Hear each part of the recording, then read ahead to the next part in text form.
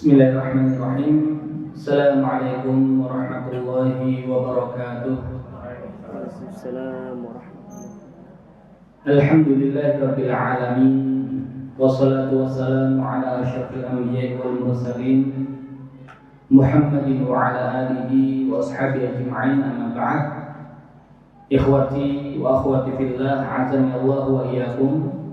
Puji syukur alhamdulillah, Allah Subhanahu wa taala senantiasa melimpahkan kenikmatan yang sangat banyak kepada kita semua. Nikmat iman, nikmat Islam, nikmat untuk selalu haus untuk mendalami ilmu agama, yang dengan itu kita berharap agar Allah Subhanahu wa taala menjadikan kita muslim-muslimah yang selalu istiqomah menjalankan syariat Allah Subhanahu wa taala, serta Allah Subhanahu wa taala berikan kemudahan kita, taufik kita untuk selalu beramal soleh, sehingga Allah Subhanahu wa taala jadikan kita semua sebagai penghuni surganya. Amin. Salawat dan salam semoga tetap terlimpah curahkan kepada junjungan kita Nabi besar Nabi Muhammad Sallallahu Alaihi Wasallam, juga kepada keluarga beliau, para sahabat beliau, dan seluruh umat beliau. Baik, jemaah yang dirahmati Allah Subhanahu wa taala, melanjutkan tadabbur surat Al-Fatihah, surat yang paling agung di dalam Al-Quran, di mana surah Al-Fatihah adalah rangkuman dari keseluruhan surat yang ada di dalam Al-Quran. Maka berkaitan dengan pilihan kata yang Allah Subhanahu wa taala gunakan dalam surah Al-Fatihah adalah kata yang dia memiliki makna yang sangat luas sekali. Makna yang terkandung di Al-Fatihah adalah makna yang Allah Subhanahu wa taala jabarkan dalam surah-surah yang lain. Maka kenapa di setiap rakaat salat kita diwajibkan untuk membaca surah Al-Fatihah, dan setelahnya disunahkan membaca surat apapun, karena hakikatnya surat yang kita baca setelah surat Al-Fatihah adalah penjelasan dari apa yang ada dalam surat Al-Fatihah itu sendiri. Dan kita masuk pada pagi hari ini di ayat yang keempat, Maliki Yaumiddin, dan di qiraah yang lain dibaca Maliki Yaumiddin. Ada Malik dan ada Malik. Yang satu mimnya panjang dan yang satu mimnya pendek. Dan ulama membuat kaidah ketika ada satu qiraah yang dia berbeda dengan qiraah yang lain, maka masing-masing qiraah itu kedudukannya adalah seperti ayat yang berbeda. Maka di ayat Maliki Yaumiddin yang di qiraah yang lain dibaca Maliki Yaumiddin, seakan-akan masing-masing berdiri sebagai satu ayat yang berbeda. Nah, apa perbedaan Malik Yaumiddin dengan Malik Yaumiddin? Secara bahasa, kata Malik atau kata Malik berasal dari akar kata mim, lam, dan kaf, yang darinya nanti diambil kata al-milk yang artinya adalah kepemilikan, juga diambil kata al-mulk yang artinya adalah kekuasaan. Adapun Malik masdarnya adalah al-milk, kepemilikan. Adapun Malik maka masdarnya adalah al-mulk, kekuasaan. Sehingga kalau di kita istilah Malik biasa diartikan dengan pemilik. Kalau Malik diartikan dengan raja atau penguasa. Maka Malik Yaumiddin adalah pemilik hari pembalasan. Kalau Malik Yaumiddin penguasa hari pembalasan. Apa bedanya? Nah, kalau kita kaitkan dengan kehidupan kita, kalau ada mobil yang dalam bahasa Arab disebut dengan as-sayyarah, maka pemilik mobil adalah malikus sayyarah. Nah, ketika seseorang itu memiliki mobil, kemudian mobilnya disewakan kepada pihak yang lain, maka secara kepemilikan, maka mobil itu milik si fulan sebagai orang yang memiliki, tapi secara penguasaan maka yang menguasai bukan lagi fulan, tapi orang yang menyewa mobil dari fulan tersebut. Maka tidak selalu malik itu yang menguasai apa yang dia miliki. Maka pemilik sesuatu belum tentu dia punya kuasa terhadap sesuatu itu. Maka seandainya Allah Subhanahu wa taala hanya menggunakan qiraah Malik Yaumiddin, pemilik hari pembalasan, jangan-jangan Allah Subhanahu wa taala hanya yang memiliki, tapi bukan yang menguasai. Maka ada qiraah Malik Yaumiddin. Tidak. Allah juga yang menguasai hari pembalasan. Nah, sehingga tidak selalu Malik adalah Malik dan tidak selalu Malik adalah Malik. Pemilik belum tentu yang menguasai dan penguasa belum tentu yang memiliki. Ya, belum tentu yang memiliki. Kita punya tanah, kita punya rumah, kita punya mobil, ya kita punya sawah, kita punya hal-hal yang lain. Berarti kita pemilik benda-benda itu. Tapi apakah kita penguasa benda-benda itu? Dan seandainya pihak berwenang, negara, kemudian mengambil apa yang kita miliki, apakah kita bisa menolak? Ya, seandainya negara kemudian membuat aturan setiap yang dimiliki oleh masyarakat diambil alih oleh negara, nah, apakah masyarakat atau warga bisa menolak itu? Ya, tidak bisa. Kenapa? Karena tidak punya kekuasaan. Dia memiliki, tapi dia tidak menguasai. Dia tidak menguasai. Contoh yang lain, di sebuah negara penguasanya adalah pemerintah. Tapi apakah pemerintah yang memiliki negara ini? Apakah negara ini milik pemerintah? Atau pemerintah adalah yang sedang berkuasa di negara ini? Nah, maka pemerintah adalah mereka yang punya kuasa, tapi bukan yang memiliki. Nah, maka Allah Subhanahu wa taala ingin hilangkan anggapan yang salah berkaitan dengan Allah Subhanahu wa taala. Karena pemilik saja kalau tidak menguasai itu kekurangan. Kalau menguasai saja tapi tidak memiliki itu juga kekurangan. Tapi Allah tidak demikian. Allah memiliki dan Allah menguasai. Kita punya rumah dan kita punya kuasa atas rumah kita. Berarti sempurna ya rumah itu bagi kita. Kita memiliki rumah, tapi kita tidak punya kuasa atas rumah itu. Ya, sedang disewa oleh orang lain. Ya, kita pun tidak bisa keluar masuk walaupun itu rumah kita. Atau seandainya kita menyewa rumah, berarti penggunaan atau pemanfaatan rumah itu berada di bawah kekuasaan kita. Tapi apakah boleh kemudian kita menjual rumah itu ataupun membongkar rumah itu? Ya, bukan wewenang kita. Nah, maka masing-masing punya kekurangan. Kalau hanya malik saja atau malik saja. Ada pemilik, ada penguasa, tapi apakah kemudian sudah sempurna? Ada pemilik, ada penguasa, tapi apakah sudah sempurna? Dahulu kalau kita baca sejarah di Nusantara ini, kalau ada raja, dia berkuasa atas sebuah negara, maka dia adalah malik, dia adalah penguasa. Tapi apakah dia adalah malik terhadap kerajaan itu? Apakah dia pemilik atas kerajaan itu? Kalau dahulu iya. Kalau dahulu iya. Jadi seorang raja, seorang penguasa suatu kerajaan, maka siapapun yang berada di bawah kekuasaan dia adalah miliknya. Makanya kenapa kalau kemudian para raja keluar dari istananya, kemudian melihat ya ada wanita cantik, wanita muda, kemudian kok dibawa? Ya karena mereka merasa semua yang ada di bawah kekuasaan dia itu milik dia.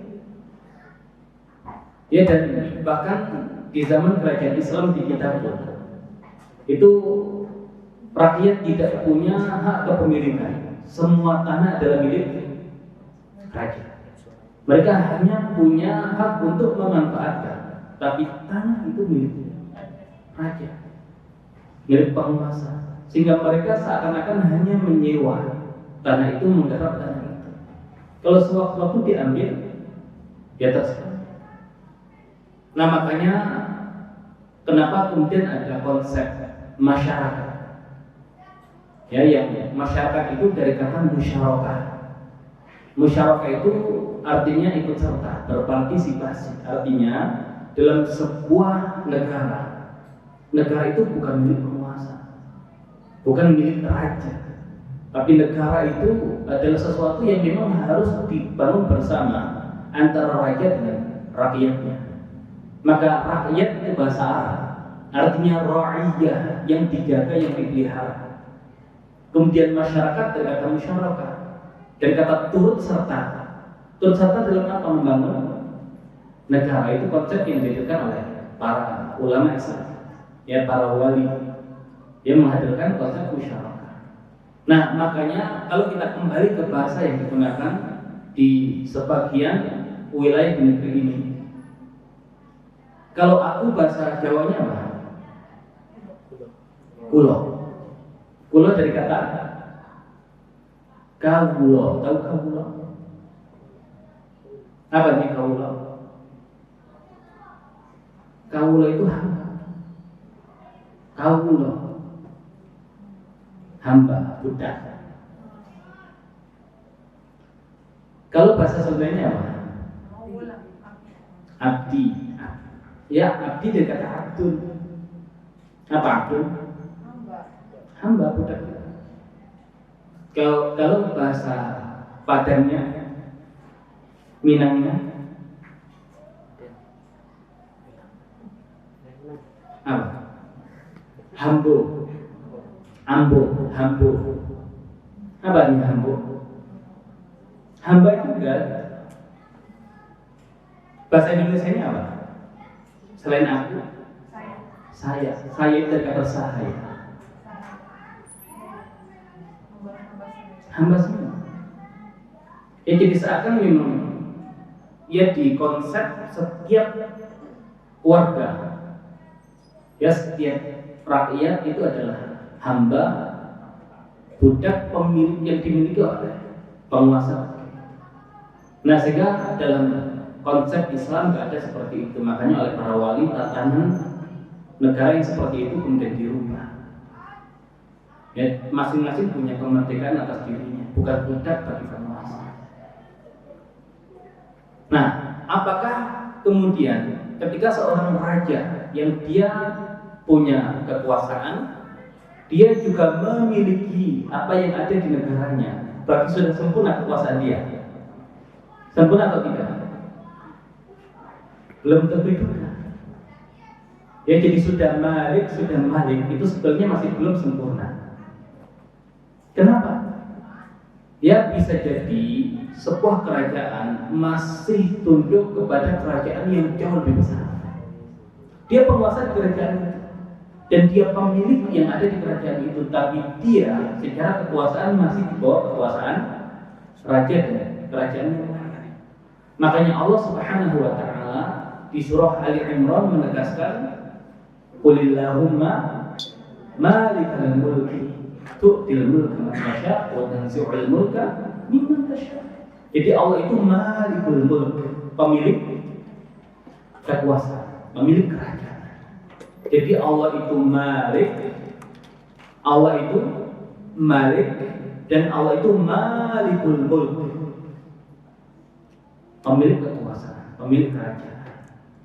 Maka yang demikian menjelaskan tentang kesempurnaan Allah Subhanahu wa taala dari sisi kepemilikan, dari sisi kekuasaan. Nah, sehingga kalau kemudian kita belajar tentang nama Allah Subhanahu wa taala Al-Malik dan Allah Subhanahu wa taala Al-Malik, dan di ayat yang lain yang ada di dalam Al-Qur'an Allah menyebutkan dirinya adalah Malik. Lamnya yang panjang.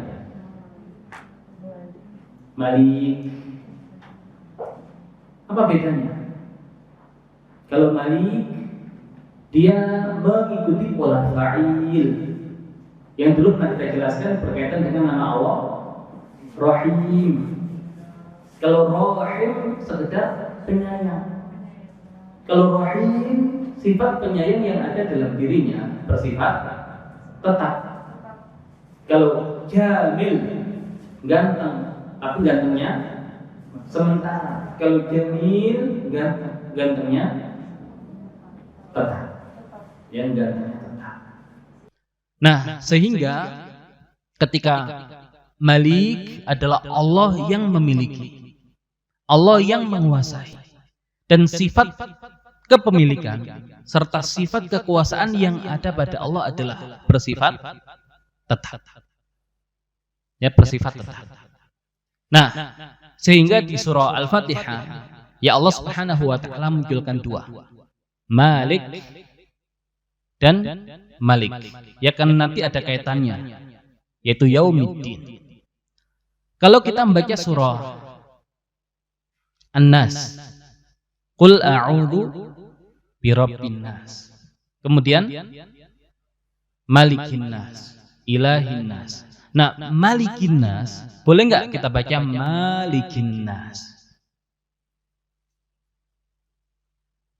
Kan di surah Al-Fatihah ada Malik Yaumiddin, ada Malik Yaumiddin. Boleh tidak surat An-Nas itu kita kiaskan dengan surat Al-Fatihah, sehingga kita baca Malikin nas?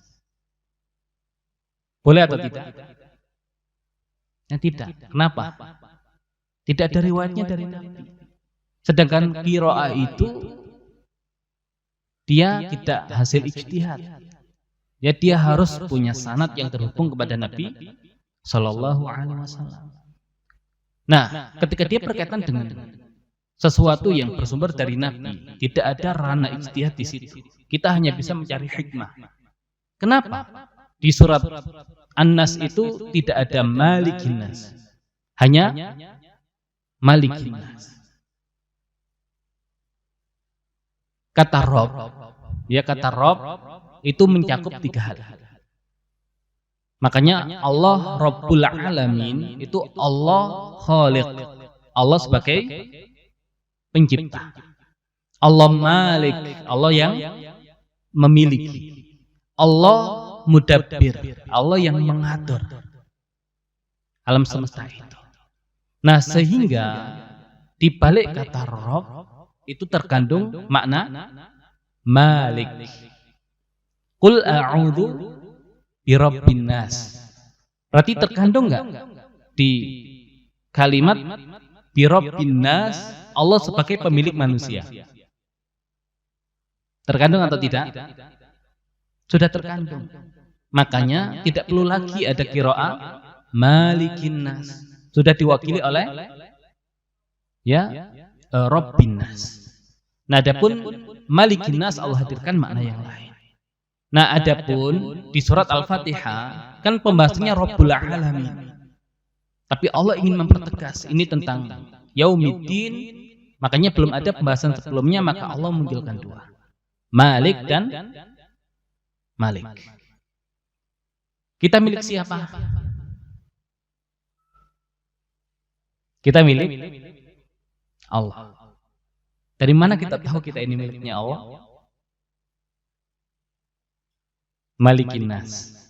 Ya, Allah Malikin nas.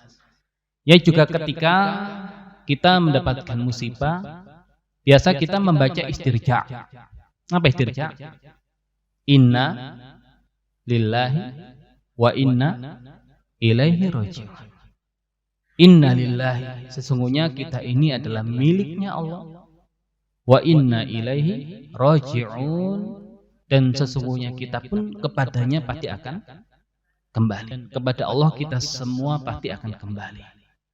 Nah, tinggal masalah kembalinya seperti apa?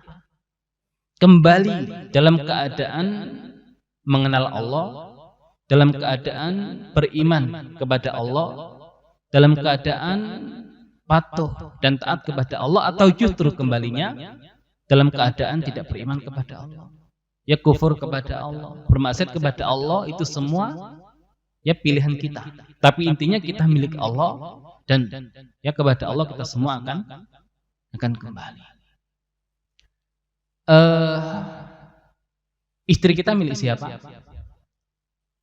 Milik Allah. Suami kita milik siapa?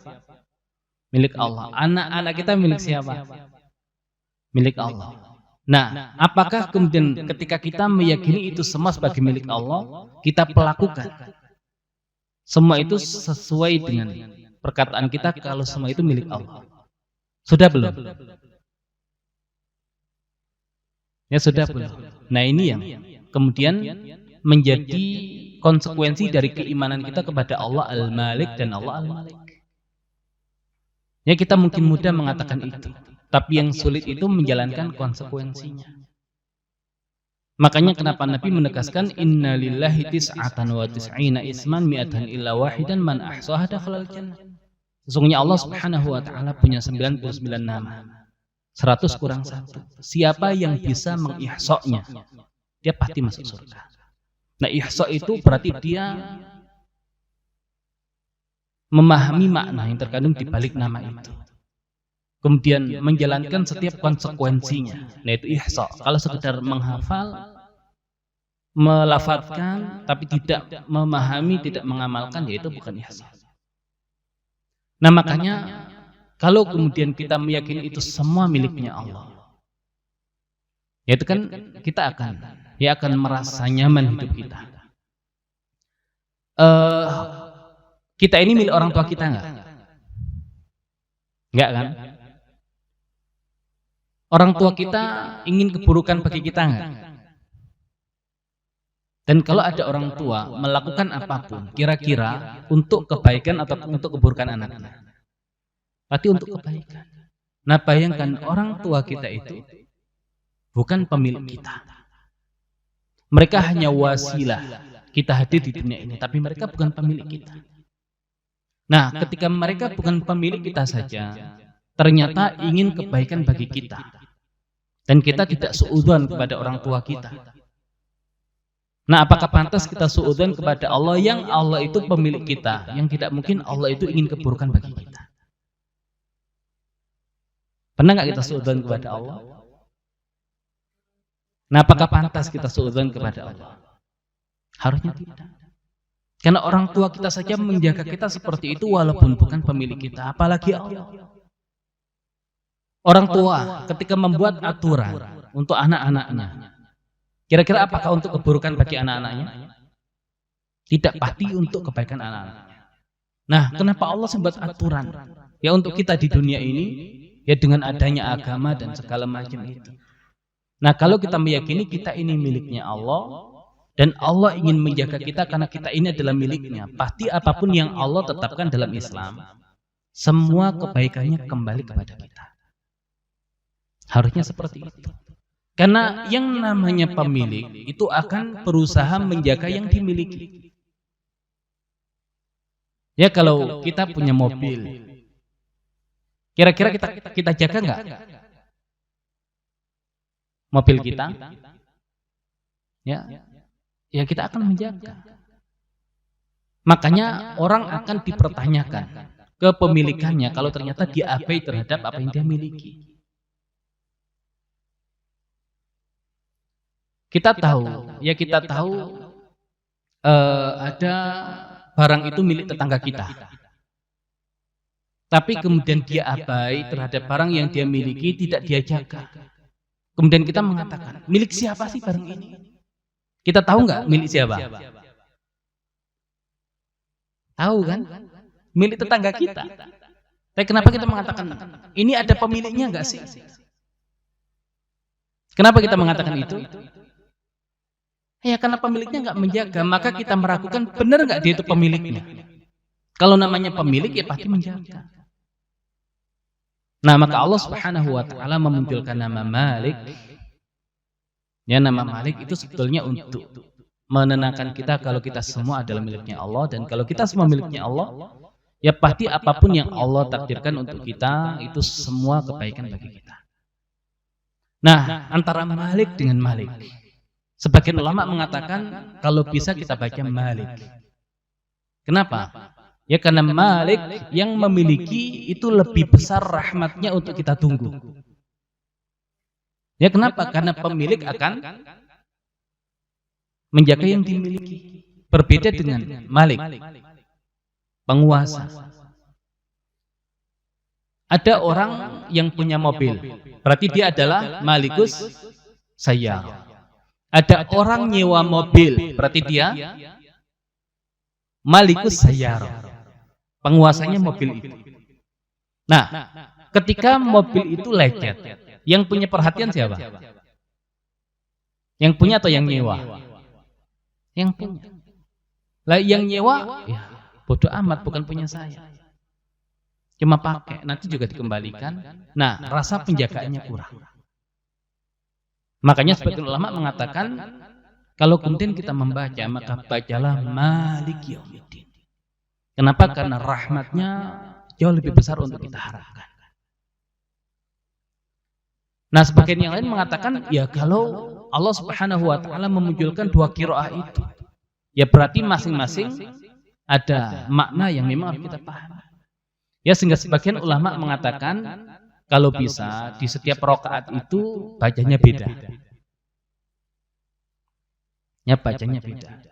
Malik di rakaat pertama, Malik di rakaat kedua. Nah, tapi pertanyaannya, yang demikian itu insya Allah lebih baik. Tapi ada syaratnya. Boleh nggak kita campur mazhab fikih? Kan ada mazhab Syafi'i, Hambali, Hanafi, Maliki. Boleh nggak kita campur mazhab itu? Kita nggak ikut satu mazhab nih. Ya, tapi kita kemudian memilih, oh dalam hal ini saya ikut mazhab ini. Dalam hal ini saya ikut mazhab ini. Dalam hal ini saya ikut mazhab ini karena menurut saya ini yang lebih kuat nih. Boleh nggak? Boleh tidak kita hanya menggunakan satu mazhab? Boleh. Wajib tidak kita menggunakan satu mazhab? Enggak. Boleh tidak kita tidak berpegang dengan satu mazhab? Boleh. Ya, dengan syarat kita tidak talfiq. Talfiq itu adalah campur-campur mazhab yang hasil campurannya tidak diakui oleh mazhab manapun. Itu namanya talfiq. Kenapa? Karena kita bukan mujtahid. Kita tidak boleh merumuskan sesuatu yang baru. Tapi para ulama itu mujtahid, maka mereka boleh berpendapat dengan pendapat yang kemudian merupakan hasil ijtihad mereka. Contohnya begini. Ada seseorang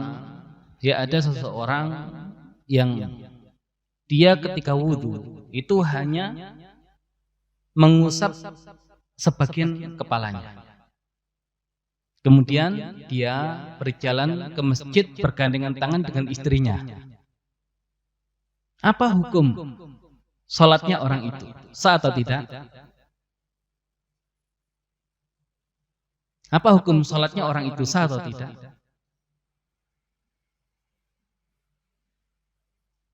Dia mengusap sebagian kepalanya dan dia gandengan tangan ke masjid bersama istrinya. Kemudian dia sholat. Nah, apa hukum sholatnya? Kenapa tidak sah? Kan di mazhab yang lain enggak. Dia tidak terikat dengan satu mazhab. Kan boleh kan enggak terikat dengan satu mazhab kan? Oke. Coba kita tanya kepada para ulama mazhab. Kita tanyakan ke mazhab Hanafi. Mazhab Hanafi. Ya ada orang gandengan tangan. Ya dengan istrinya pergi ke masjid. Oh enggak apa-apa, enggak batal wudunya. Ya kenapa? Karena aula mastumun nisa itu maksudnya adalah berhubungan suami istri, bukan sekedar sentuhan laki-laki dan perempuan. Jadi kalau sekedar gandengan itu tidak membatalkan wudu. Tapi dia ketika wudu itu cuman mengusap jambul kepalanya saja. Oh, nggak sah kalau begitu. Kenapa? Karena wamsahu biru usikum itu artinya ya binya itu ilsok, nempel. Berarti kalau kita ngusap itu kita tempelkan nih telapak tangan kita. Berarti kalau telapak tangan kita tempelkan. Berarti minimal sepertiga atau seperempat. Jadi sebagian, tapi batas bagiannya berapa? Sepertiga atau seperempat kepala. Dan dia hanya jambul, itu belum ilsok. Berarti wudhunya belum sah. Memang sih nggak batal, tapi wudhunya belum sah. Berarti menurut mazhab Hanafi sah nggak sholatnya? Nggak. Kita tanya mazhab Maliki. Gandengan tangan ini gimana? Laki-laki dengan istrinya ke masjid. Pakai syahwat nggak? Ya nggak pakai lah. Masa ke masjid kok gandengan pakai syahwat itu? Oh, kalau pakai syahwat batal. Kalau enggak ya enggak. Ya kalau enggak ya enggak. Oke, itu nggak pakai syahwat kan? Berarti batal nggak menurut mazhab Maliki? Tidak. Tapi wudhunya cuman sebagian kepala saja? Enggak. Ya karena wamsahu bi ru'usikum, binya itu litakid. Litakid itu ya berarti untuk penegas. Dalam artian mengusap semua kepala. Oh, dia cuman jambulnya yang nggak sah wudhunya. Berarti menurut mazhab Maliki nggak sah juga salatnya. Kita tanya ke mazhab Syafi'i, boleh nggak wudhu cuma ngusap jambul saja? Oh boleh, sah. Tapi gandengan tangan dengan istrinya ke masjid, oh itu batal wudhunya. Nah itu. Jadi dalam mazhab Syafi'i juga nggak sah. Nanti kita tanya ke mazhab Hambali juga demikian. Nah berarti dia campur-campur mazhab, yang hasil campurannya tidak diakui oleh seluruh mazhab. Nah itu namanya talfiq. Talfiq. Dari kata laffaqa yulafiqu talfiq. Ya jadi campur lah itu. Nah, cuman kita sepakatkan boleh nggak campur-campur mazhab tadi? Boleh selama tidak talfiq. Kalau qiraah boleh nggak dicampur-campur?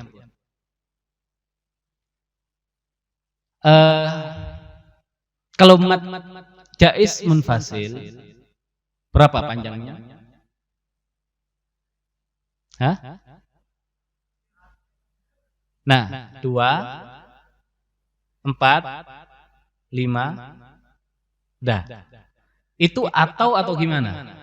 2 atau 4 atau 5? Apakah atau? Nah, kalau atau kan pilihan. Boleh nggak berarti kita memilih?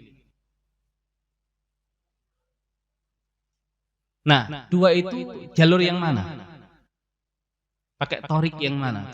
Toriknya. Hah? Thayyibah. Oke. Ya thayyibat nasyar. Thayyibah. Kalau yang 5 atau 4? Oke. Nah, masing-masing itu ada konsekuensi yang lain enggak? Nah, apakah boleh kemudian kita dalam qiraah yang sama dengan torik yang berbeda kita campur-campur boleh enggak? Nah, berarti kalau kita baca 2, berarti semua aturan yang berkaitan dengan yang demikian kita ikuti. Enggak boleh kan kita di dalam majelis yang sama, ini kita ikuti yang 2. Tapi nanti kita campur ke yang lain, kita campur ke yang lain. Ya karena qiraah itu dia harus ada riwayatnya, bukan ijtihad. Beda dengan fikih.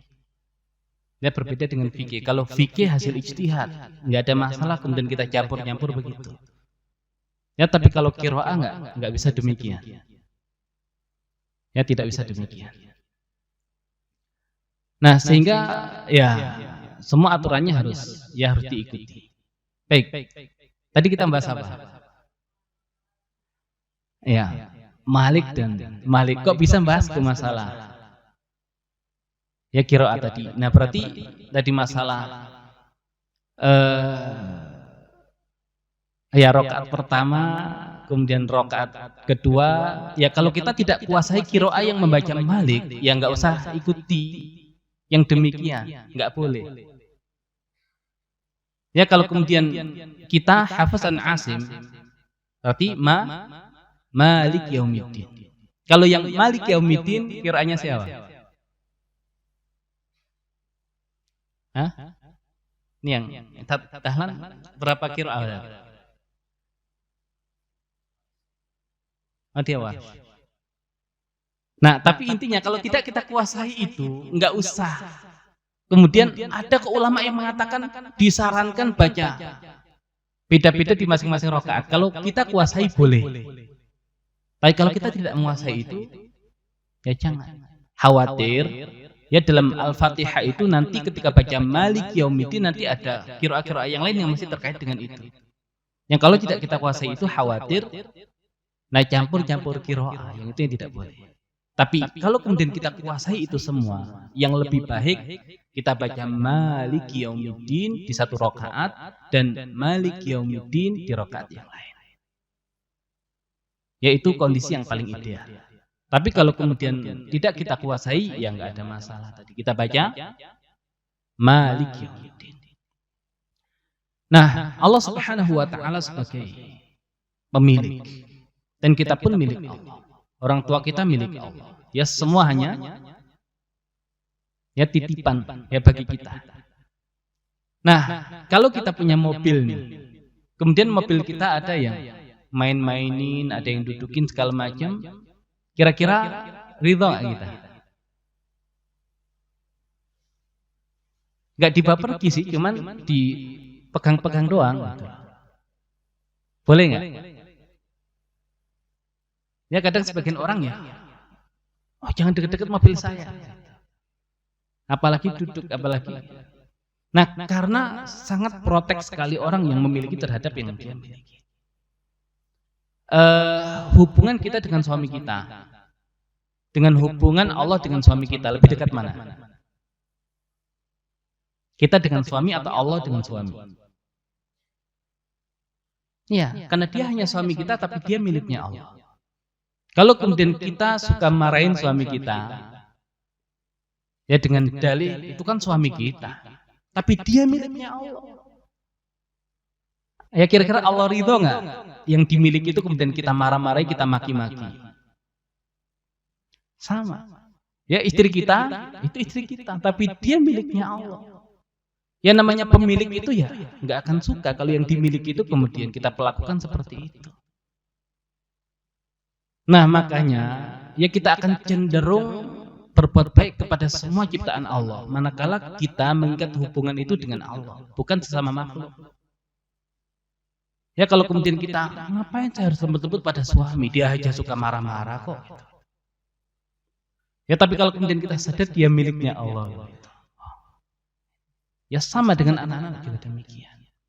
Makanya kalau lagi marah, lagi emosi, ingat memang dia anak kita, tapi dia milik Allah. Ya dan Allah tidak suka kalau yang dimiliki itu kemudian kita perlakukan seperti itu.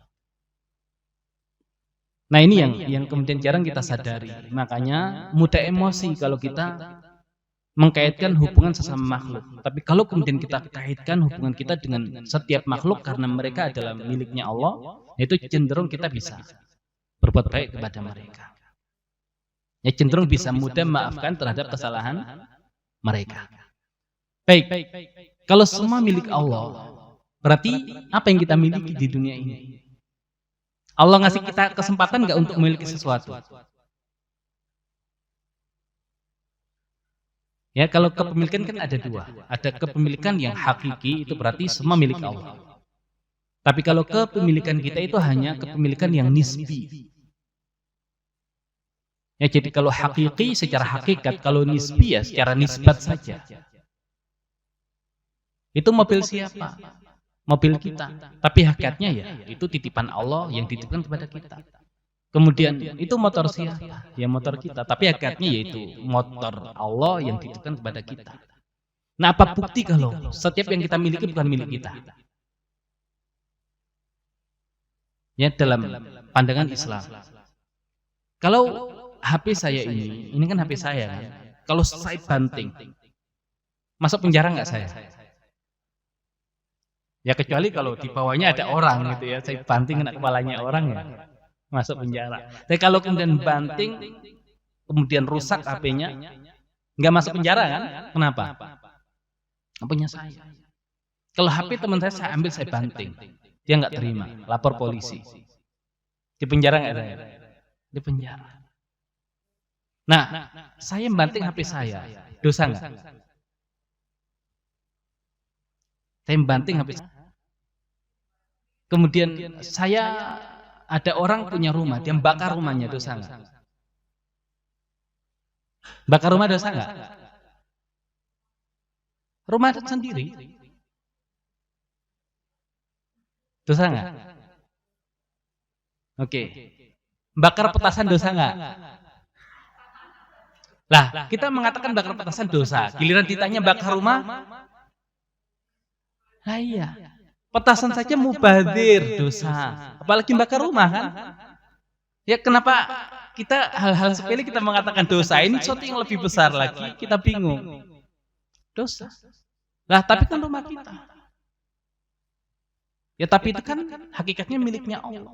Buktinya apa? Tidak boleh kita gunakan kecuali sesuai dengan aturan Allah. Itu bukti kalau semua itu miliknya Allah.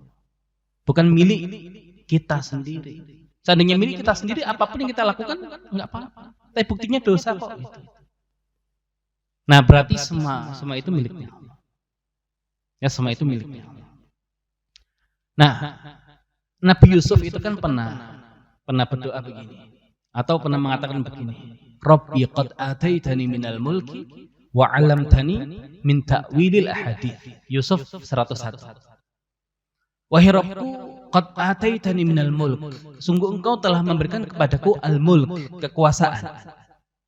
Wa 'allamtani min ta'wilil ahadits. Dan engkau ajarkan aku takwil mimpi. Pertanyaannya, apa yang dimaksud oleh Nabi Yusuf? Bahwasanya Allah telah memberikan sebagian kekuasaan kepada dirinya. Kekuasaan apa? Nah, sebagian kita kan pasti akan mengatakan kekuasaan untuk memimpin negeri Mesir. Ya, makanya Allah Subhanahu wa taala berikan sebagian kekuasaan kepada beliau dan Allah ajarkan beliau kemampuan untuk mentakwilkan mimpi. Nah, tapi di redaksi ayat itu Nabi Yusuf kan mengatakan Rabbi qad ataitani minal mulk. Allah berikan kekuasaan dulu kan, baru wa 'allamtani min ta'wilil ahadits, dan engkau ajarkan aku takwil mimpi. Lebih dulu mana? Nabi Yusuf mentakwilkan mimpi atau Allah berikan kekuasaan? Lebih dulu mana? Nabi Yusuf mentakwilkan mimpi atau Allah berikan kekuasaan? Kapan Nabi Yusuf mentakwilkan mimpi pertama kali? Nah, ketika di penjara bersama dua orang pemuda. Yang satu bermimpi kalau dia nanti memeras anggur untuk tuannya, satunya lagi mimpi membawa makanan di atas kepalanya kemudian dimakan burung. Nah, itu kan baru ditakwilkan oleh Nabi Yusuf. Kemudian mentakwilkan lagi mimpinya raja. Yang mentakwilkan lagi mimpinya raja. Rajanya Islam enggak? Tapi mimpinya benar enggak? Benar. Makanya mimpi yang benar itu tidak selalu hadir dari orang beriman saja. Bahkan orang kafir pun bisa jadi mimpinya itu benar. Tapi biasanya seseorang itu bermimpi sesuai dengan kadar amanah dan tanggung jawab yang dia emban. Karena mimpi raja ini berkaitan dengan kehidupan masyarakat Mesir, karena dia rajanya. Makanya kalau kita suka ngurusi diri kita, mimpinya itu nggak jauh-jauh dari diri kita sendiri. Ya, tapi kalau kemudian kita itu cara berpikirnya adalah ingin menghadirkan manfaat bagi orang banyak. Nah, insya Allah ketika mimpinya pun, ya juga mimpi-mimpi yang maknanya itu berkaitan dengan orang banyak. Nah, baru ditafsirkan Nabi Yusuf dan ya kemudian benar dan akhirnya memang Nabi Yusuf diberikan kekuasaan. Tapi lebih dulu mana kalau kita lihat urutan? Mimpi dulu kan? Nah, berarti harusnya redaksinya Rabbi qad 'allamtani min ta'wil al-hadits wa ataitani minal mulk. Harusnya begitu. Tapi kenapa didahulukan minal mulk baru wa 'allamtani min ta'wil al-hadits? Enggak cocok secara waktu. Nah, sehingga sebagian ulama yang lain mengatakan yang dimaksud dengan memberikan kekuasaan bukan kekuasaan Mesir. Kekuasaan apa? Kekuasaan atas dirinya sendiri. Karena satu-satunya yang Allah berikan kepada kita itu adalah penguasaan atas diri kita sendiri. Faman syaa'a falyu'min wa man syaa'a falyakfur. Barang siapa yang berkehendak untuk beriman, dia beriman. Dan barang siapa yang berkehendak untuk kufur, dia kufur. Kita jadi baik itu atas pilihan siapa? Pilihan kita. Makanya kita layak mendapatkan surganya Allah. Kalau kita jadi orang yang tidak baik, atas pilihan siapa? Ya pilihan kita sendiri. Ya sehingga kita layak kemudian mendapatkan hukuman Allah. Nah makanya ketika Allah Subhanahu wa taala berfirman di surat Al-Ahzab ayat yang ke-72, Inna 'aradnal amanata 'alas samawati wal ardi wal jibal fa'abaina an yahmilnaha wa ashfaqna minha wa hamalahal insan innahu kana zaluman jahula. Sesungguhnya kami menawarkan al-amanah kepada langit-langit, kepada bumi, kepada gunung-gunung, tapi semuanya enggan untuk memikul amanah itu, dan semuanya khawatir tidak sanggup menjalankan amanah itu. Wa hamalahal insan, maka amanah itu diambil oleh manusia. Innahu kana zaluman jahula. Sesungguhnya manusia itu zalum, sangat zalim, jahul, sangat jahil. Ulama menjelaskan, apakah manusia kemudian tiba-tiba menjadi zalim dan jahil? Ya tidak. Kapan manusia zalim dan jahil? Manakala tidak menjalankan amanah yang Allah bebankan kepada mereka. Kalau saya mengatakan, misalkan saya punya 3 orang anak. Siapa yang hafidz Al-Quran dengan 10 qiraah, ya akan saya berikan rumah. Nah kemudian ada satu orang yang kemudian mengatakan saya yang siap.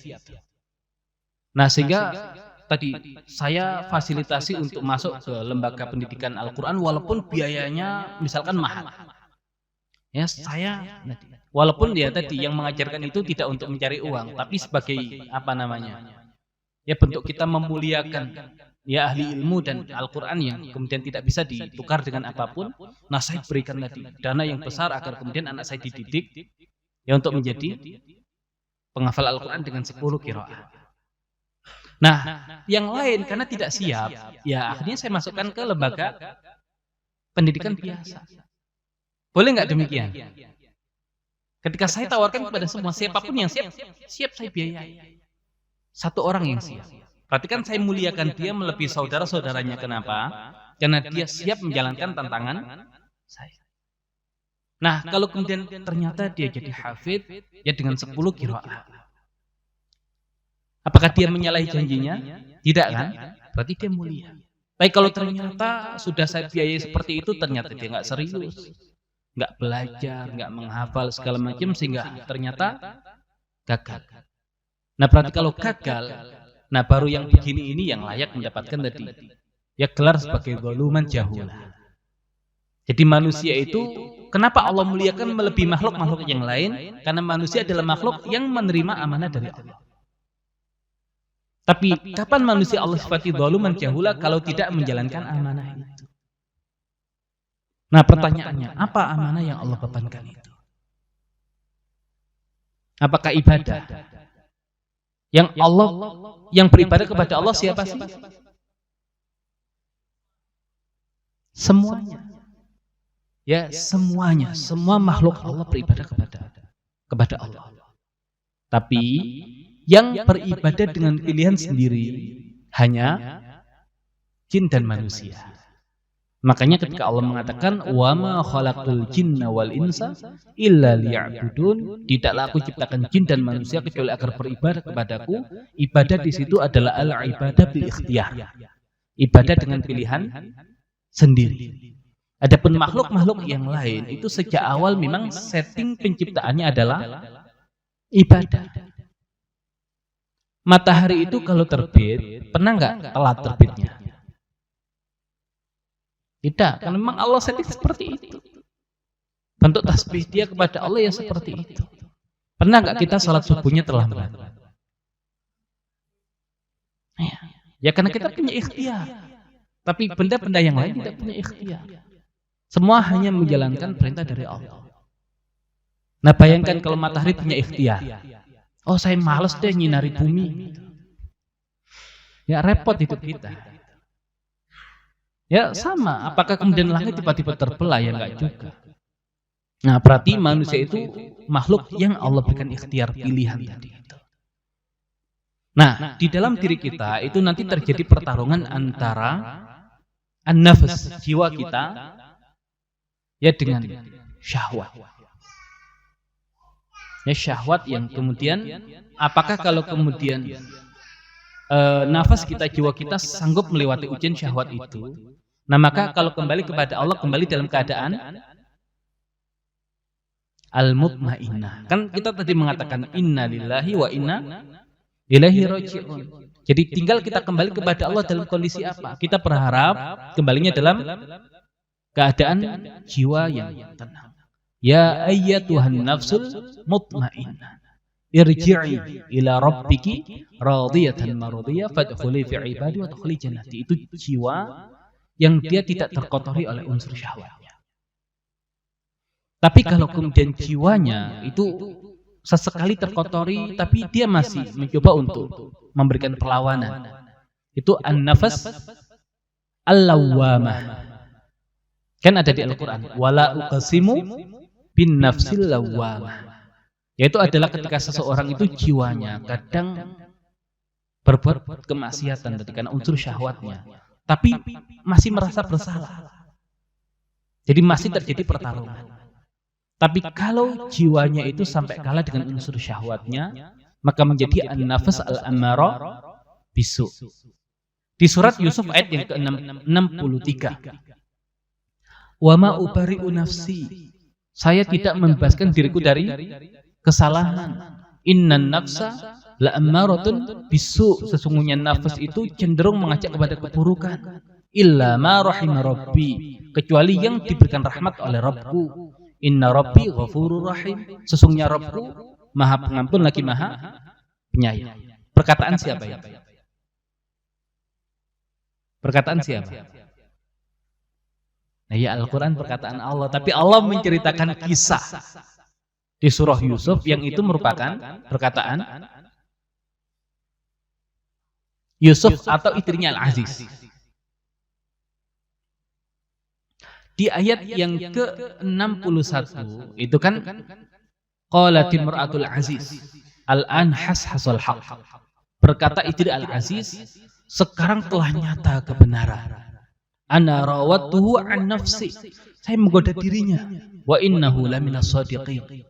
Akan tetapi Yusuf itu termasuk orang yang jujur, orang yang benar. Nah, berarti itu perkataan siapa? Ya, istrinya Al-Aziz kan? Oke. Di ayat 62-nya, dzalika liya'lama anni lam akhunhu bil ghaib. Yang demikian itu agar dia mengetahui kalau aku tidak pernah berkhianat ketika dia sedang tidak ada. Wa annallaha la yahdi kaidal kha'inin. Dan sesungguhnya Allah itu tidak akan pernah memberikan petunjuk kepada tipu dayanya orang yang berkhianat. Perkataan siapa? Yang demikian agar dia tahu kalau aku tidak mengkhianati dia ketika dia tidak ada. Perkataan siapa?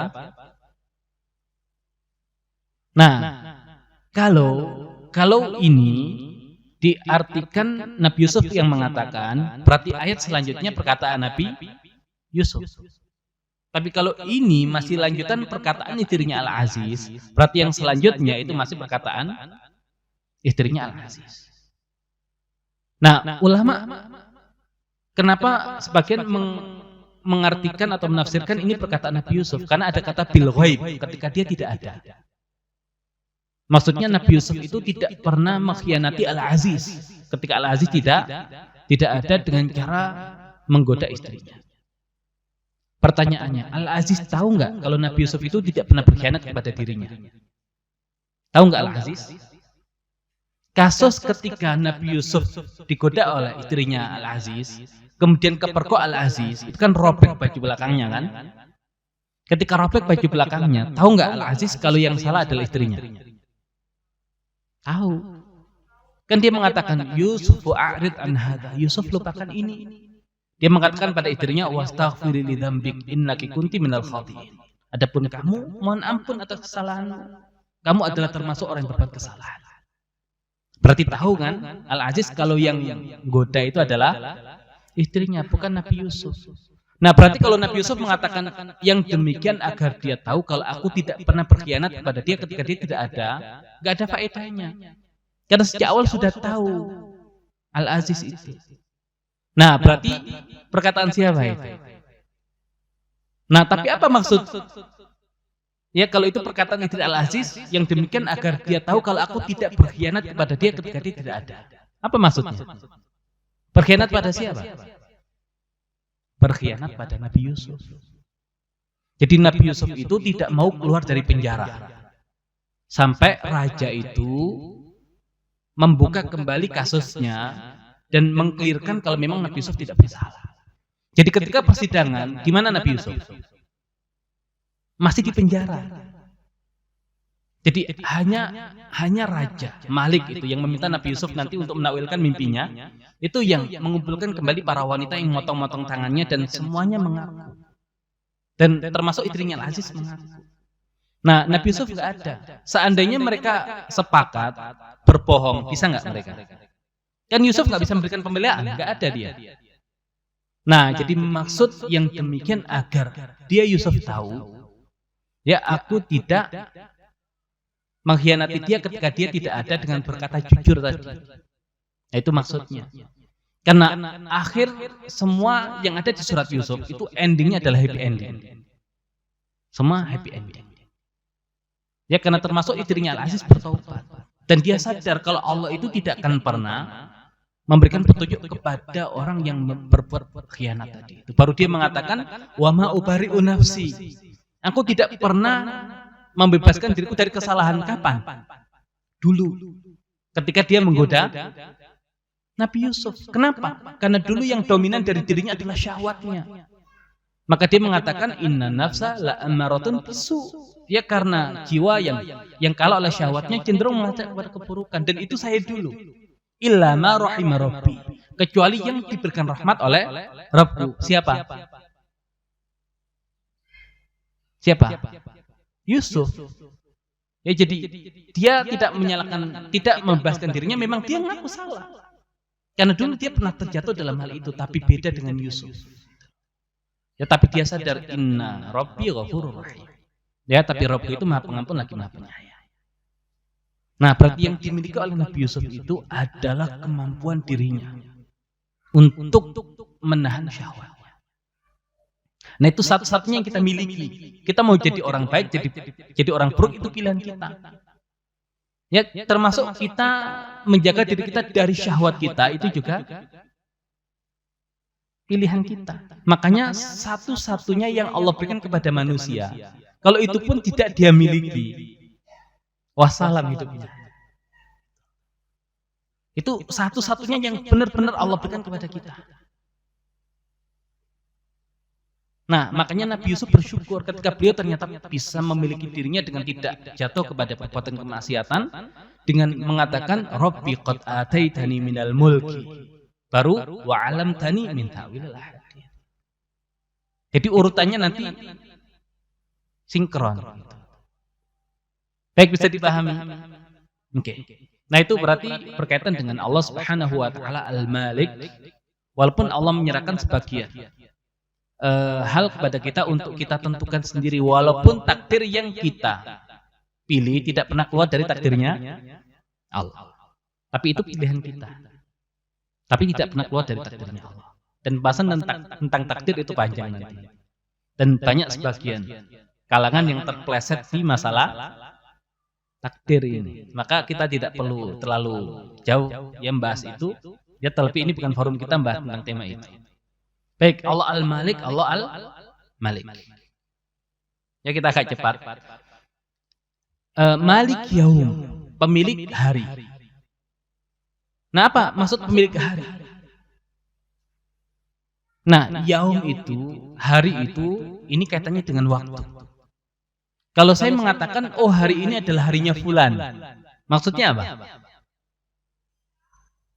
Hari ini adalah harinya fulan. Ya seakan hari ini itu semua itu ya miliknya si fulan itu. Apa yang ada dalam hari ini miliknya fulan. Nah, berarti ketika Allah Subhanahu wa taala menggunakan hari, berarti bukan hanya hari yang Allah miliki, tapi apa yang ada dalam hari itu. Dan berkaitan dengan yaum, hari, ini gambaran tentang waktu. Ada enggak makhluk itu yang tidak berada dalam ruang lingkup waktu? Ada enggak makhluk yang Allah ciptakan yang dia tidak berada dalam ruang lingkup kan? Semua diliputi oleh waktu. Maka ketika Allah mengatakan Malik Yaum, pemilik hari, berarti pemilik semua yang ada dalam hari itu. Ya, jadi bukan harinya saja yang Allah miliki, tapi semua yang ada dalam hari itu. Ya, kalau saya membahas tentang hari ini, ada apa hari ini? Ya, semua makhluk yang ada dalam hari ini. Semuanya. Ya, berarti ya pemilik hari jangan dibayangkan Allah hanya memiliki harinya, tidak. Tapi semua yang ada dalam hari itu. Hari apa? Ad-din. Ya, kita terjemahkan hari pembalasan. Kapan hari pembalasan?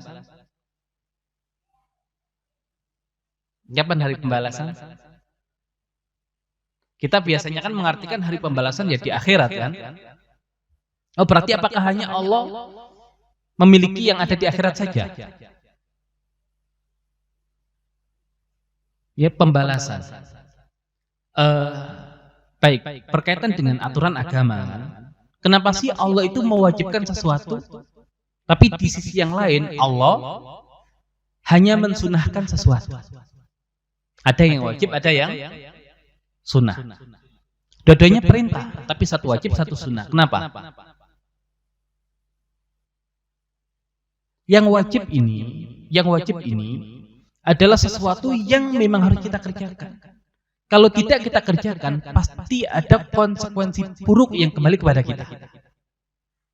Sadar atau nggak sadar? Makanya saking sayangnya Allah kepada kita, Allah wajibkan kita ya untuk mengerjakan sesuatu tersebut. Kenapa? Karena kalau tidak kita kerjakan, pasti ada efek buruk yang kembali kepada kita. Makanya wajib. Kapan dokter itu mewajibkan pasiennya minum obat? Ya, pas sakit kalau nggak minum itu ada efek buruk kepada pasiennya, makanya dokter mengatakan ini wajib diminum. Tapi di momen yang lain dokter mengatakan disarankan minum obat. Cuman disarankan. Berarti seandainya dia tidak minum obat, terjadi masalah nggak dengan dirinya? Tidak. Tapi seandainya minum obat pasti lebih baik. Nah, berarti itu yang kita pahami.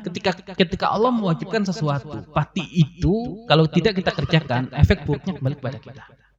Kalau Allah mensunahkan sesuatu, memang kalau kita tidak kerjakan nggak apa-apa. Tapi kalau kita kerjakan, pasti ada kebaikan yang kembali kepada kita. Kenapa Allah haramkan sesuatu? Ya, pasti ada efeknya, itu efek buruknya. Tapi kalau sekedar dimakruhkan, ya dia memang ada efek, tapi tidak separah yang haram tadi. Tapi seandainya kemudian tidak dilakukan, itu lebih baik. Nah, ada seseorang berbuat maksiat kepada Allah Subhanahu wa taala. Kapan Allah balas kemaksiatan orang itu?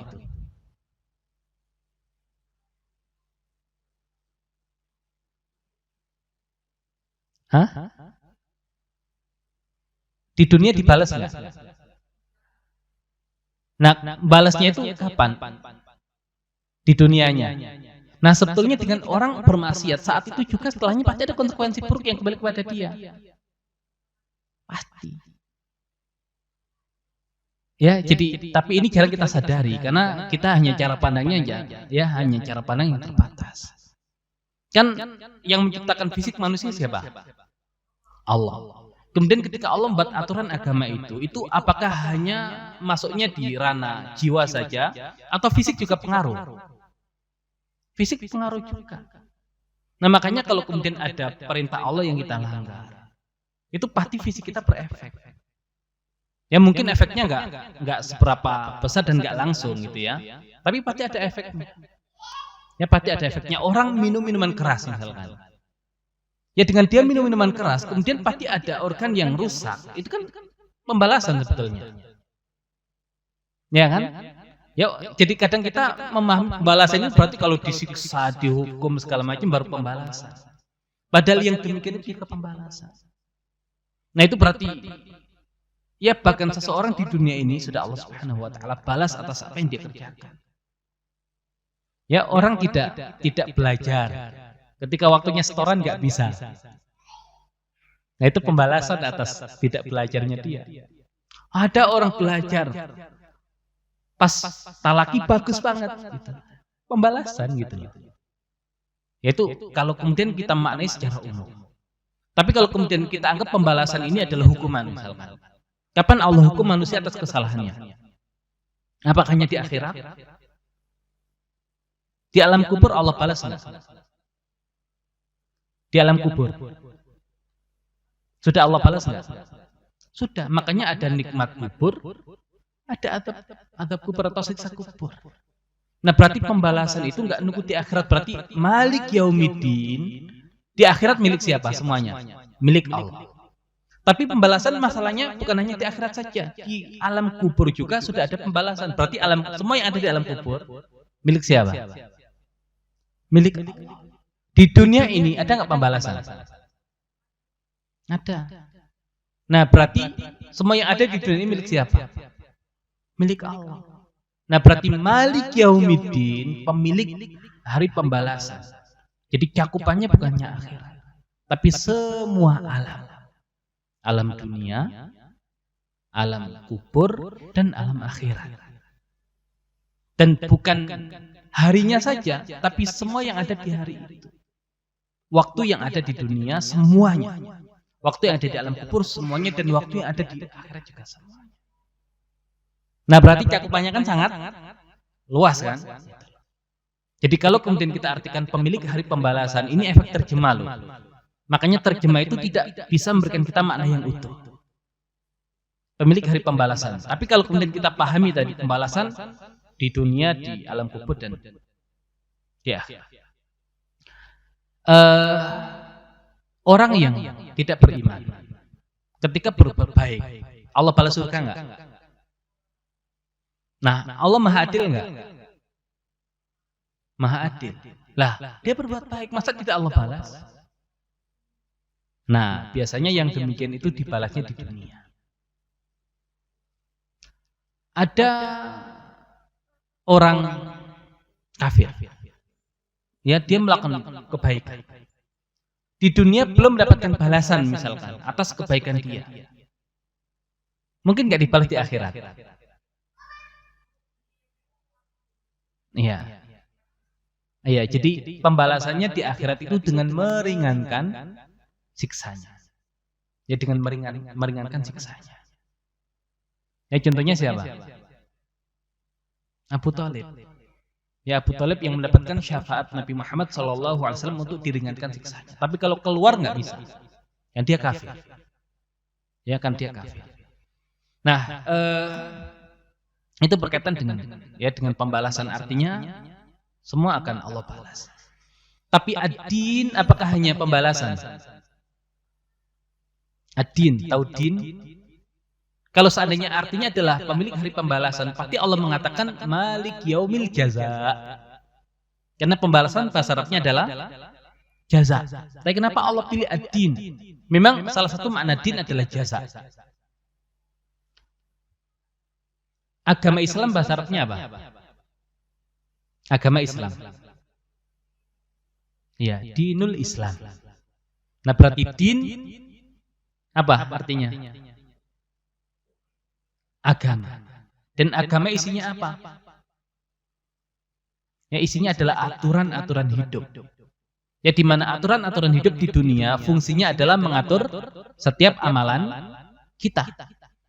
Bukankah Allah berfirman, "Alladzi khalaqal mauta wal hayata liyabluwakum ayyukum ahsanu amala." Dialah yang menciptakan kematian dan kehidupan untuk menguji kalian siapakah di antara kalian yang paling baik amalnya. Berarti target kita di dunia itu ibadah, target kita itu amal. Nah, agama itu yang mengatur amalan itu. Makanya ulama mengatakan ad-din itu adalah al-amal. Berarti malik yaumiddin, malik yaumil amal. Kapan? Dunia. Nah, berarti kan Allah pemilik tadi semua dimensi alam. Alam dunia, alam kubur, alam akhirat.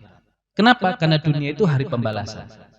Kubur hari pembalasan, kemudian akhirat hari pembalasan. Malik yaumiddin juga bisa diartikan malik yaumil amal. Yaitu di dunia. Di alam kubur bisa beramal nggak kita? Di alam akhirat? Enggak.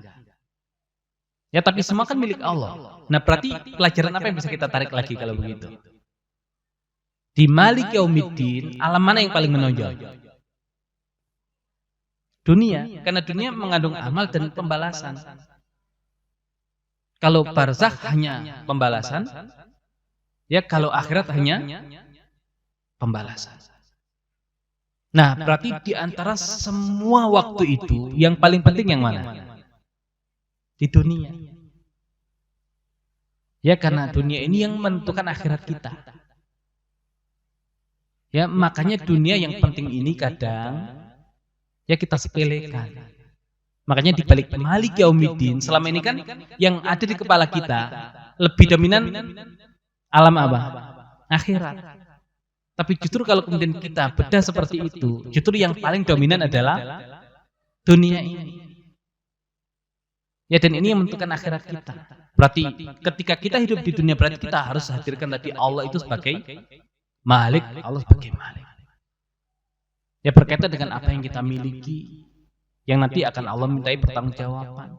Berkaitan dengan satu-satunya yang Allah berikan kita kesempatan untuk memiliki itu pun ya juga kalau tidak kita miliki seutuhnya ya menjadi seorang yang merugi. Ya makanya Nabi Yusuf sampai mengatakan itu di hadapan ayahnya karena saking bersyukurnya. Ya bisa memiliki dirinya sehingga tidak terjerumus ke dalam ya kemaksiatan kepada Allah Subhanahu wa taala. Nah itu Malik Yaumiddin. Ya pemilik hari amal dan pembalasan. Dan bukan harinya saja tapi semua yang ada di dalam hari itu. Semuanya milik Allah Subhanahu wa taala.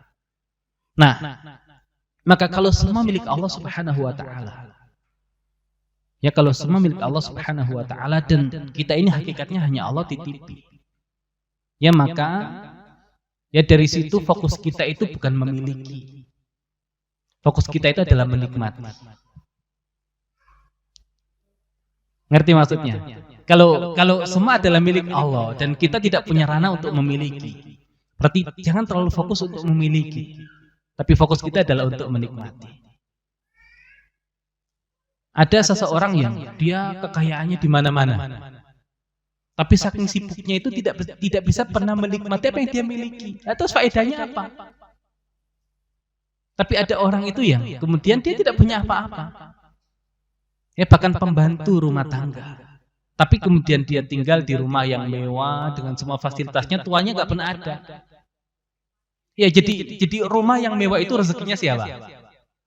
Pembantunya itu.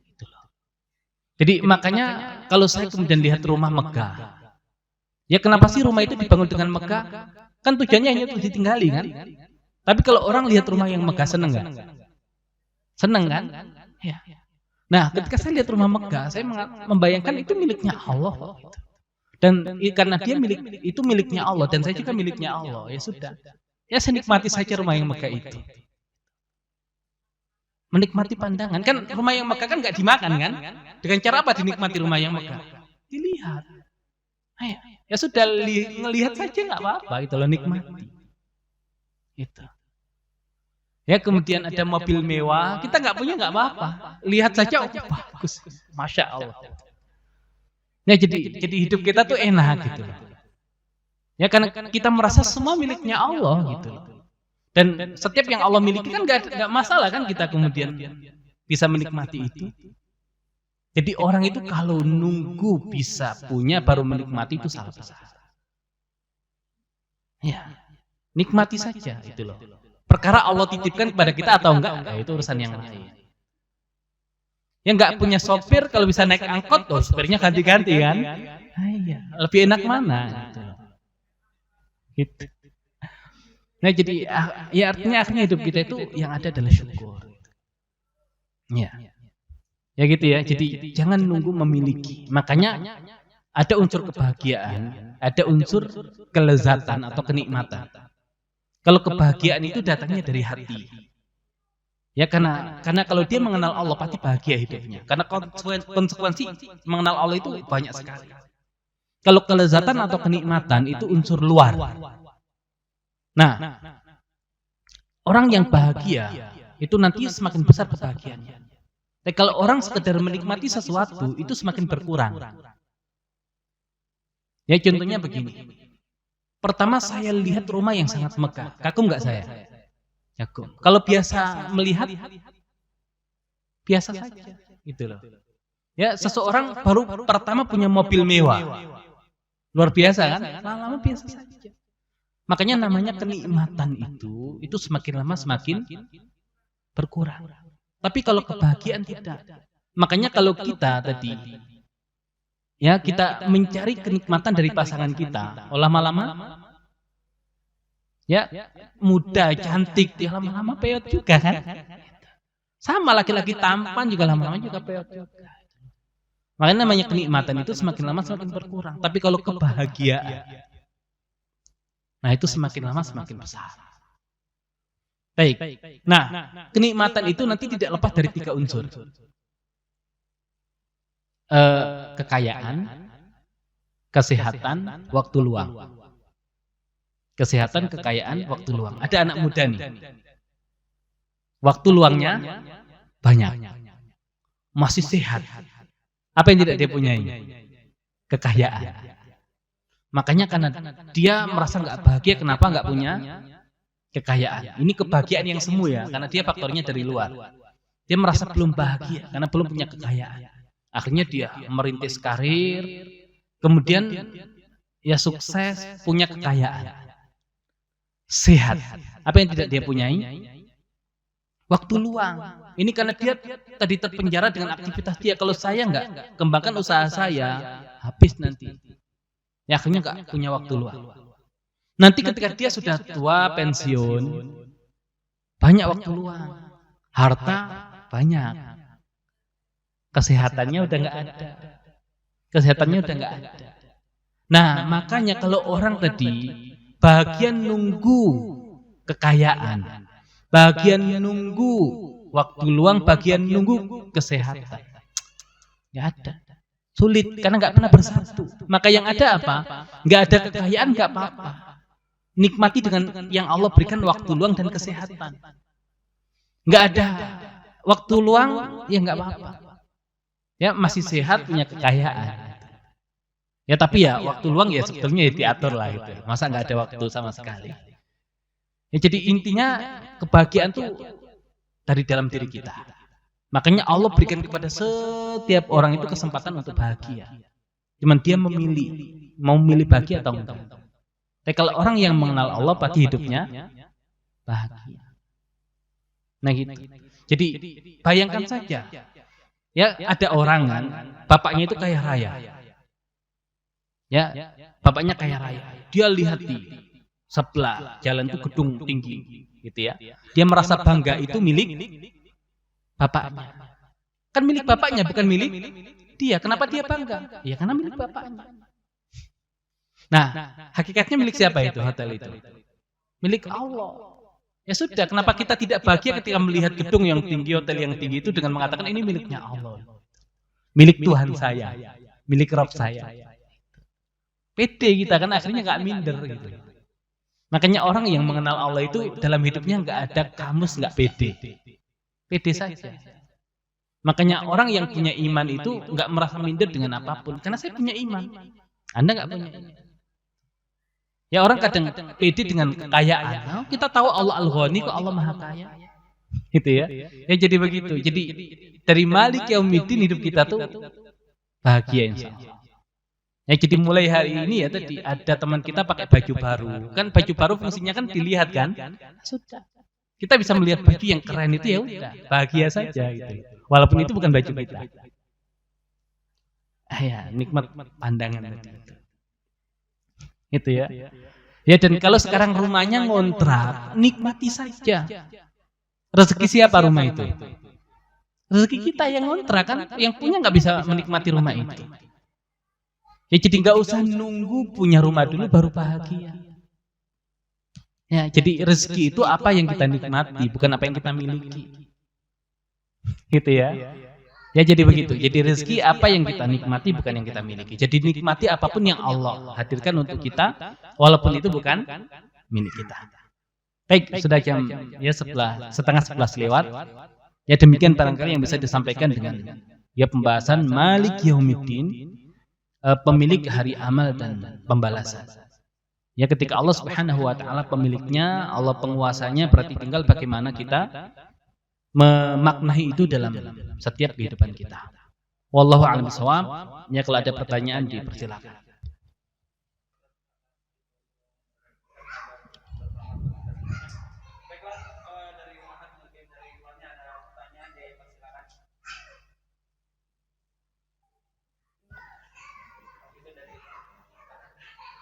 Baik, silakan. Ada dari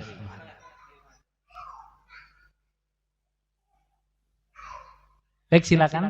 Umahat.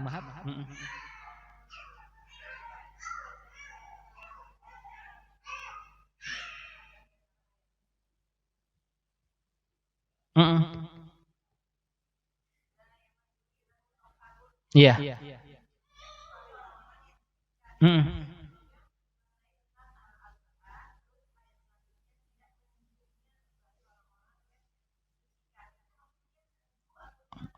Ya, baik.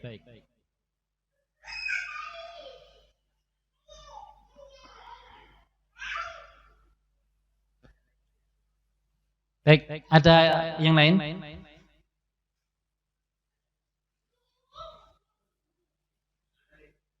Ya.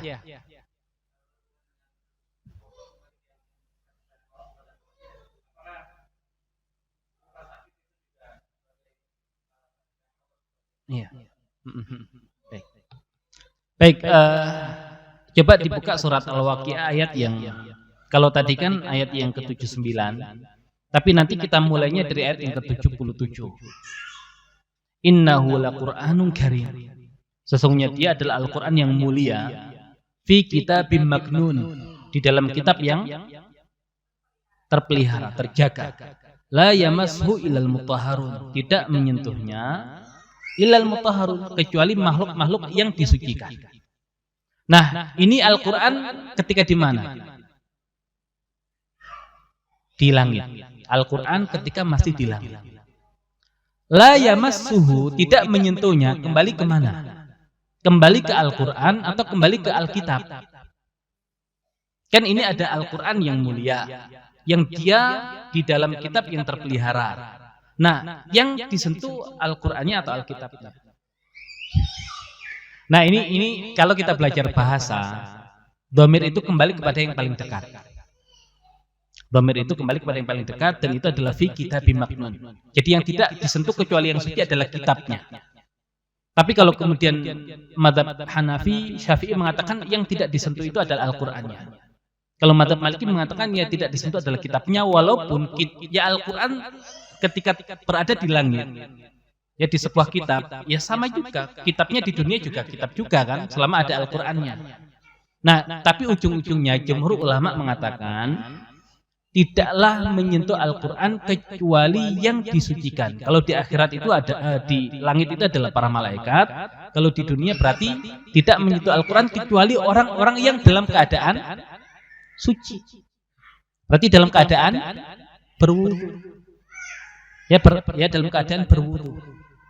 Nah, berarti kalau dalam keadaan tidak suci, boleh nggak memegang mushaf Al-Qur'an? Jumhur ulama mengatakan nggak boleh. Jumhur ulama mengatakan nggak boleh. Hanafi, Maliki, Syafi'i, Hambali mengatakan nggak boleh. Nah, yang mengatakan boleh siapa? Yang mengatakan boleh adalah mazhab Dhahiri. Tahu mazhab Dhahiri? Nggak tahu ya. Ya sekarang udah nggak ada. Ya sekarang sudah tidak ada mazhab zahiri, tapi untuk pemikiran itu sebagian masih ada. Nah, jadi kalau kemudian ada fatwa, memang sebagian ulama kontemporer mengatakan boleh memegang mushaf Al-Quran walaupun tidak dalam keadaan suci. Dengan dalil ayat ini maksudnya di langit, bukan di bumi, bukan di dunia. Ya, tapi jumhur ulama mengatakan di langit berlaku dan di dunia pun berlaku. Nah, insya Allah itu yang rajih. Ya walaupun ya tadi kalau kemudian memilih fatwa ulama kontemporer ya silakan, sebagian ulama berpendapat seperti itu. Tapi yang rajih menurut para ulama ya memang seperti itu, dan itu bagian dari adab kita terhadap mushaf Al-Quran. Nah, ya hanya nanti begini, apa definisi mushaf Al-Quran itu? Apa definisinya? Nah, apakah kitab tafsir yang di dalamnya itu ada tulisan Al-Qur'annya dihukumi sebagai mushaf Al-Qur'an? Nah, ulama mengatakan ketika sebuah kitab yang dominan isinya adalah Al-Qur'an, berarti dia mushaf Al-Qur'an. Tapi kalau kemudian dia memang ada tulisan Al-Qur'annya, tapi tidak yang paling dominan, berarti dia bukan Al-Qur'an. Makanya ulama mengatakan boleh tidak menyentuh tafsir Al-Qur'an dalam keadaan tidak suci. Boleh. Kenapa? Dia tafsir, bukan mushaf. Tapi kalau mushaf, ya nggak boleh. Nah, makanya nanti kalau kita belajar fikih, kalau ini mazhab Syafi'i, hadas berdasarkan larangannya itu nanti ada 3. Ya, ada hadas kecil, hadas pertengahan, hadas yang besar. Nah, hadas kecil itu nanti pantangannya hanya 4. Tidak boleh sholat, tidak boleh tawaf, tidak boleh menyentuh Al-Quran, mushaf Al-Quran, tidak boleh membawa mushaf Al-Quran. Itu hadas yang kecil, tadi dengan wudu itu. Kalau hadas yang pertengahan, itu hadasnya orang janabah. Orang janabah. Nah, orang janabah ditambah 2 lagi. Di samping 4 tadi larangannya ditambah 2 lagi. Apa tambahannya? Tidak boleh baca Al-Quran. Kalau kita hadas, boleh nggak baca Al-Quran? Boleh. Kalau kita janabah, nggak boleh. Dan yang kedua tambahannya, tidak boleh berdiam di masjid. Orang junub nih, kemudian ikut kajian duduk di masjid, boleh nggak? Nggak boleh. Tapi kalau ada kebutuhan dia melintasi masjid itu boleh. Tapi kalau berdiam di masjid nggak boleh.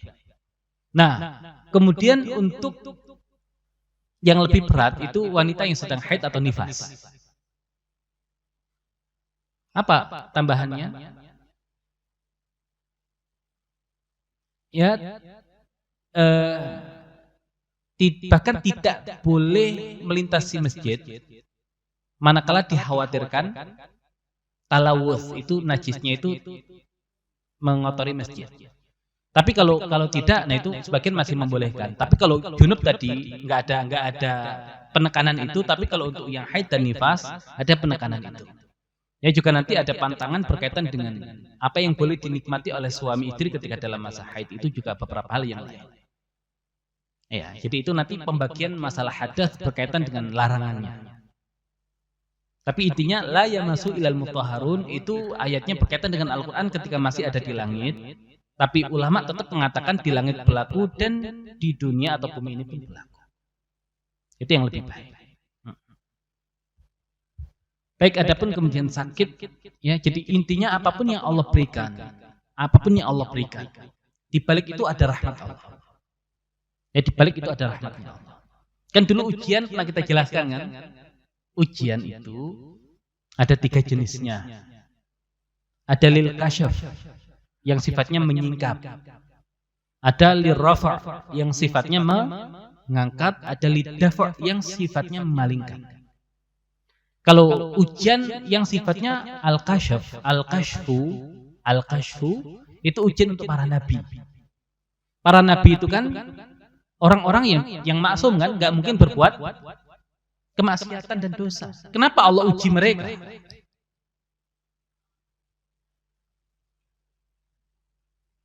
Ya, dan mereka sejak awal para nabi dan rasul sudah tinggi derajatnya. Nah, lil kasyaf, untuk menyingkap.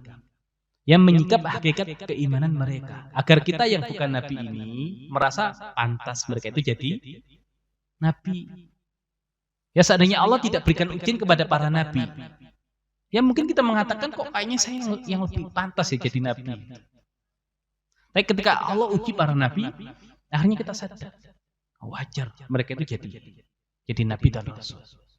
Nah, adapun ujian yang sifatnya ar-raf'u, mengangkat, itu untuk orang beriman, bukan nabi, tapi dia tidak bermaksiat. Tapi Allah uji. Allah uji kenapa? Allah ingin mengangkat derajat dia. Ya, Allah ingin mengangkat derajat dia. Adapun ad-daf'u, mendorong dan memalingkan, itu untuk orang beriman yang bermaksiat. Kenapa Allah uji? Ya, hakikatnya ujian itu untuk memanggil dia kembali ke jalan yang benar. Ya, bisa sakit, bisa yang lain tadi itu. Ya, dan kadar ujiannya tergantung respon dia. Kalau kemudian Allah panggil langsung balik, ya sudah, nggak perlu Allah uji terlalu berat lagi. Dipanggil nggak balik. Ya, kemudian ditoel sedikit masih lanjut lagi. Ya, kemudian dijewer masih lanjut lagi maksiatnya. Ya, bahkan semakin berat sampai dia mau kembali. Nah, kemudian ketika tidak ada harapan dia kembali, itu nanti jatuhnya istidraj. Jadi istidraj itu untuk mereka yang sudah tidak ada harapan kembali ke jalan yang benar. Jadi semua sudah Allah bukakan bahkan. Semakin banyak maksiatnya, semakin banyak dosanya, semakin Allah berikan kenikmatan dunia yang sangat banyak. Walaupun hingga akhirnya nggak lama Allah hukum dan Allah azab dia. Nah, tapi selama kita masih punya keimanan, walaupun terkadang bermaksiat, nah kita pahami di balik setiap ujian itu bentuk rahmatnya Allah. Ya, bahkan bagi orang yang berbuat kemaksiatan dan tidak ada kemungkinan kembali ke jalan yang benar, akhirnya Allah azab dia, mati dia. Ada rahmat Allah nggak di situ? Ada. Apa rahmatnya? Ya, Allah tidak ingin dosa dia semakin banyak di dunia ini. Biar di akhirat itu tidak semakin berat hukumannya, maka Allah segerakan hukuman bagi dia. Nah, bahkan di balik orang yang Allah azab pun itu ada rahmatnya Allah bagi dia. Gitu. Nah, jadi ya insya Allah, ya semua yang Allah hadirkan untuk makhluknya itu yang terbaik. Sama orang tua pun kan ingin kebaikan buat anaknya kan. Bahkan kadang orang tua itu, ya tadi seandainya kita boleh bunuh anak misalkan, gitu ya, ada anak yang mau murtad nih. Kalau kita boleh bunuh anak, kita biarkan dia murtad atau kita bunuh? Kalau seandainya boleh, gitu loh. Bunuh aja, dengan kita bunuh dia masih beriman, masuk surga dia. Kalau kita biarkan dia murtad kan justru malah. Ya seandainya begitu. Nah, jadi intinya ya Allah ketika mengazab pun dibalik itu ada kebaikan bagi makhluknya. Nah, demikian barangkali. Baik, ada yang lain? Ummahat?